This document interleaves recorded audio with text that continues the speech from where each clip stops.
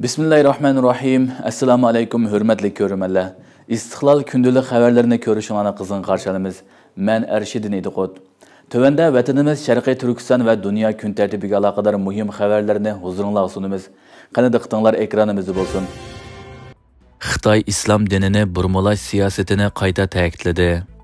Atalmış Uyghur Abdunum Rayonluq Partiya Komiteti Nazariya Ügüniş Merkezi Gruppasi 13 dekabr maxsus temiliq ügüniş yig'ini o'tkazib, islom dinini xitoylashtirish haqidagi siyosatini qayta ta'kidladi. Xitoyning Sharqiy Turkistondagi tashviqot organi Tangirtog' to'rining xabarida bildirilishicha, atalmış Uyghur Abdunum Rayonluq Partiya Komiteti Nazariya Ügüniş Merkezi Gruppasi 13 dekabr maxsus temiliq ügüniş yig'ini o'tkazib, Xitoy Kompartiyasi 20 navbatlik Merkezi Komiteti 3 umumiy yig'inining mazmunini o'rgangan. Yig'inda atalmış Uyghur Abdunum Rayonluq Partiya Komitetining sekretari Ma Xingruy yangi davrdagi partiyaning din xizmatini yaxshi ishlab, dinni sotsializm jamiyatiga uyg'unlashtirishga faol yetaklash kerak deb bildirilgan. Yig'inga qo'rchoq amaldorlardan Erkin Tuniyaz, Zumrat Obul, Nurlan Abilmajin qatoriqlar qatnashgan bo'lib, ular dinni xitoylashtirish yo'linishida ching turish temasida so'z qilishgan.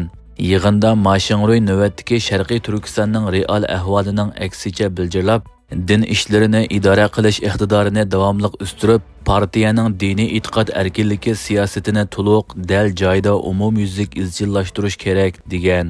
Halbuki Xitoy ishg'oliyat tarixidan beri Sharqiy Turkistonda islom diniga qarshi terrorlik siyosatini izchil davomlashtirib kelayotgan bo'lib, yaqinqi yillarda Sharqiy Turkistonda ochiq oshkora irqiy qirg'inchilik yurgizishga boshladi va millionlagan Sharqiy Turkiston xalqini musulmon bo'lganligi, Uyg'ur bo'lganligi sababli turma va jazo lagerlariga qamagandan sirt xitoylashtirish, assimilyatsiya qilish, jumladan atalmış islom dinini xitoylashtirish siyosatini kuchab ijro qildi. Buning natijasida 16 mingdan ortiq masjid chiqib etildi yoki buzib etildi.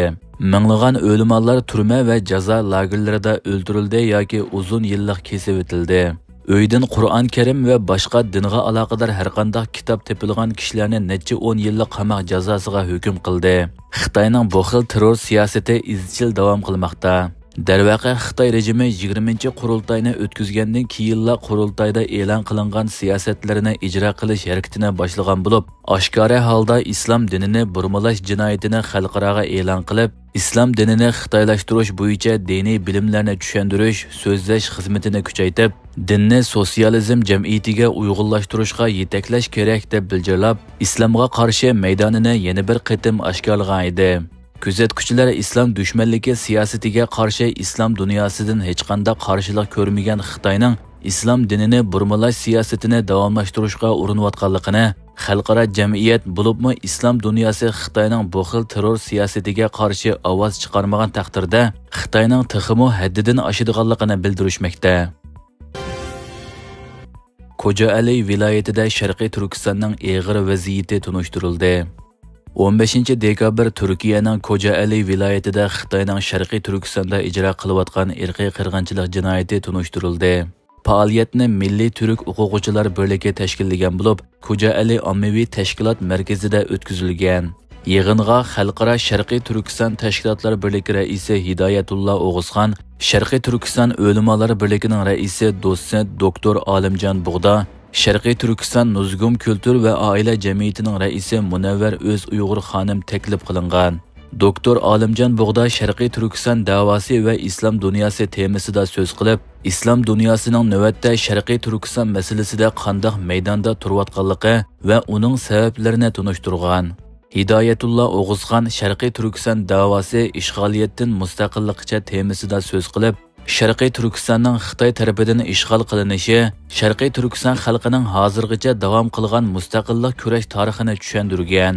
Munavvar O'z Uyg'ur xonim bo'lsa, Sharqiy Turkistonda davomlashayotgan irqiy qirg'inchilik va inson haqlari temasida so'z qilib, Xitoyning Sharqiy Turkistonda ta'sis qilgan jazo lagerining ko'lami va Sharqiy Turkiston xalqini keng ko'lamda jazo lageriga sulab, ijro qilgan ziyonkashlik qilmishlarini tafsili tunishtirgan. Angliya hay'ati Tahrir Sham bilan diplomatik munosabat o'rnatganligini jakarladi. Angliya Tashqi ishlar vaziri David Lamy o'zlari terrorlik tashkiloti deb qaraydigan hay'ati Tahrir Sham bilan diplomatik munosabat o'rnatganligini jakarladi. BBC'ning xabariga asoslanganda, David Lame 8 dekabrda Suriyadagi Asad hokimiyatini ag'dirgan guruhlarning oldingi qatori hisoblanadigan Hay'atu Tahrir Sham bilan diplomatik munosabat o'rnatganligini, Suriyada hammalarni o'z ichiga oladigan hukumat qurganligini ko'rishni umid qilganligini bildirgan. U ximiyali qurolning kontrol qilinishi, ishlatilmasligini va zo'ravonlikning davomlashishini to'xtatishini xohlaymiz degan.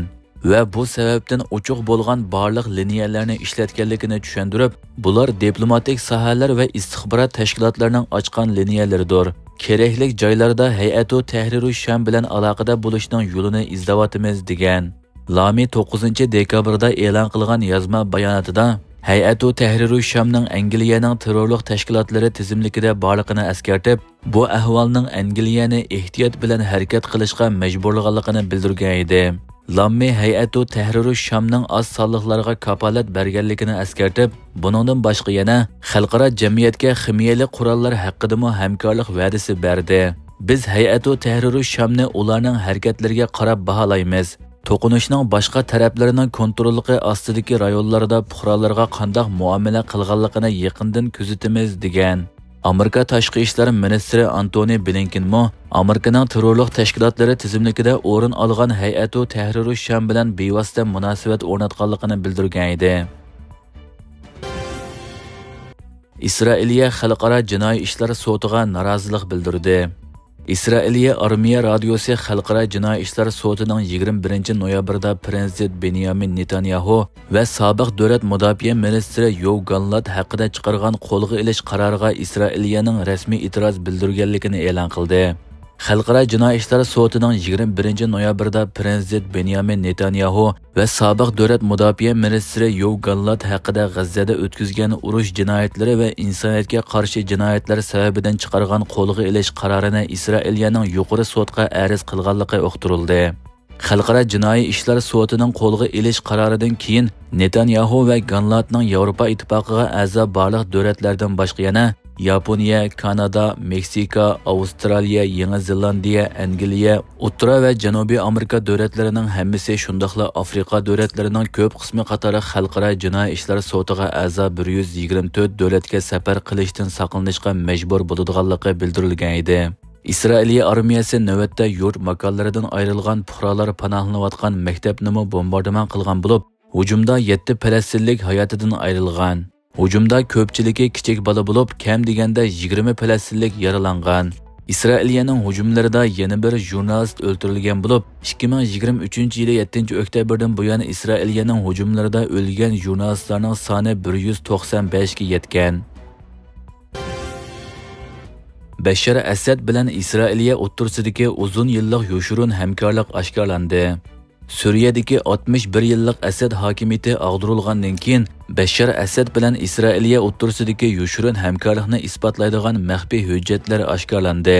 Turkiya ovoz radiosining xabarida bildirilishicha, alohida maxfiy deb belgi qo'yilgan hujjatlar Londonda nashr qilinadigan haftalik Al-Majalla jurnali tarafidan e'lon qilingan. Isroiliya bilan Suriya o'rtasidagi yo'shurun hamkorlik mexanizmini fosh qilgan bu hujjatlar bir Isroiliya jasusining Suriya harbiy rahbarlariga avatgan uchurlarini o'z ichiga olgan bo'lib, bu uchurlarning Suriya istixborot idorasi mudiri tarafidan davlat bexatarlik idorasiga yo'llanganligi oshkorlangan. Hujjatlarga asoslanganda, Isroiliya Suriyaning Hizbulloh va Iran bilan hamkorligini kuzatib, mumkin bo'lgan tahdidlarga qarshi mislsiz badallarni to'latish tahdidida bo'lganligi, lekin Suriya armiyasiga ziyon yetkazishni xohlamaganligi bildirilgan. Hurmatli ko'ruvchilar, bugungi xabarimiz mushu yerda oyoqlashdi. Ko'rganingizlarga rahmat. Ertadagi programmada ko'rishguncha omon bo'lgaysizlar. Allohga omonat.